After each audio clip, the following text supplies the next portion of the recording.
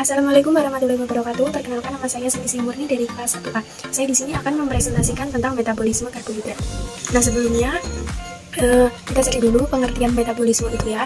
Jadi metabolisme itu merupakan reaksi dalam sel yang dikatalis oleh enzim-enzim. Lebih jauhnya lagi, metabolisme itu bukanlah suatu proses acak, melainkan sangat terintegrasi dan terkoordinasi. Nah, metabolisme itu mempunyai tujuan dan mencakup berbagai kerja sama banyak sistem multi-enzim. Nah, selanjutnya pengertian karbohidrat sendiri itu berasal dari kenyataan bahwa kebanyakan senyawa itu golongan mempunyai rumus empiris yang ditunjukkan bahwa senyawa tersebut adalah karbohidrat dan memiliki nisbah karbon terhadap oksigen sebagai 1:2:1. Sebagai contohnya, rumus empiris bisa dilihat di PPT-nya ya. Nah, inti dari pembahasan kali ini yaitu tentang skema dasar metabolisme. Ada 4 ya. Aku akan menjelaskan satu-satu.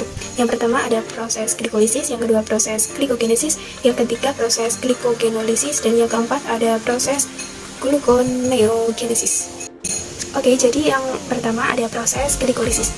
Glikolisis itu adalah reaksi pelepasan energi yang memecah suatu molekul glukosa yang terdiri dari 6 atom karbon atau monosakarida yang lain menjadi 2 molekul asam pirufat yang terdiri dari 3 atom karbon sama 2 NADH. NADH itu singkatan dari nikotinamida adenin dinuklida dan juga 2 ATP.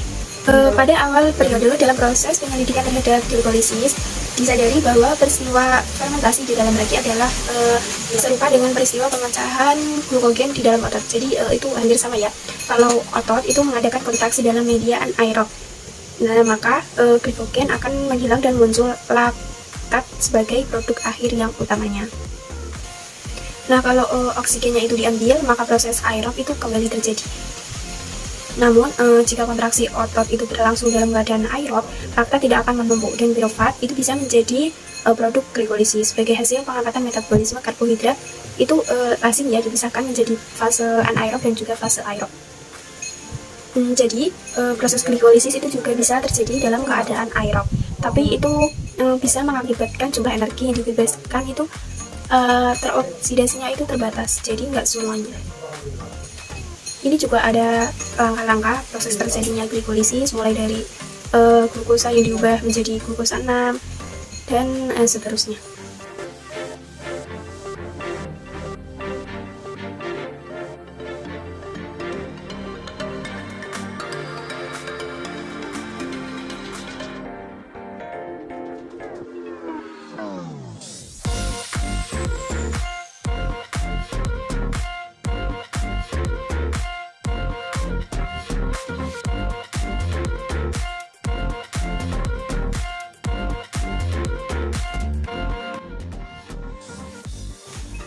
Jadi yang kedua adalah proses glikogenesis. Nah, yang dimaksud dengan glikogenesis itu adalah pembentukan glikogen dari glukosa. Apabila terjadi peningkatan kadar glukosa dalam darah, maka pankreas akan mensekresikan hormon insulin yang akan menstimulasi penyimpanan glukosa dalam bentuk glikogen di dalam hati dan otot. Dan juga hormon insulin itu akan menstimulasi enzim glikogen sintase untuk memulai proses glikogenesis gitu ya. Perubahan kimia itu tidak terjadi secara spontan ya, tapi juga melalui tahapan-tahapan. Nah, reaksi awalnya itu dimulai dengan proses fosforilase glukosa menjadi glukosa 6-fosfat dengan bantuan enzim glukogenase juga. Selanjutnya seperti dilihat dari gambar seperti itu.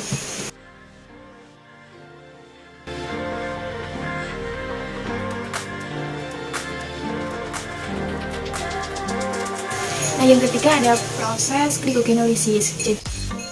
Terus glikogenolisis itu juga merupakan pemecahan glikogen menjadi glukosa kan. Glikogen itu ada di dalam sel, itu dapat diubah menjadi glukosa. Nah, proses itu dikenal dengan proses glikogenolisis.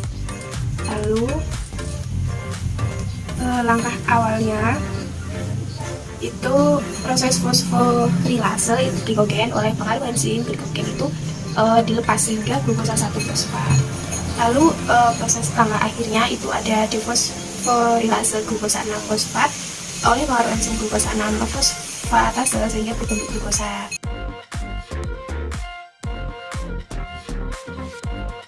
Keempat ada proses gluconeogenesis. Gluconeogenesis itu yaitu sintesis glukosa dari sumber non karbohidrat atau asam lemak, asam amino, asam organik. Itu biosintase glukosa atau glikogen dari senyawa-senyawa non-karbohidrat. Misalnya nih, contohnya ada glikoserol, asam laktat, asam amino glikogen. Terus gluconeogenesis itu tujuannya untuk memenuhi kebutuhan glukosa tubuh.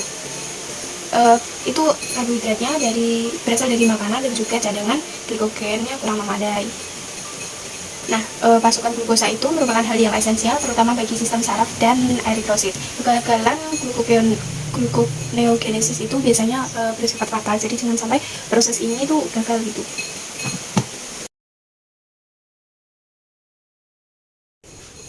Oke, jadi segitu dulu penjelasan dari aku. Apabila ada salah kata mohon maaf. Wassalamualaikum warahmatullahi wabarakatuh.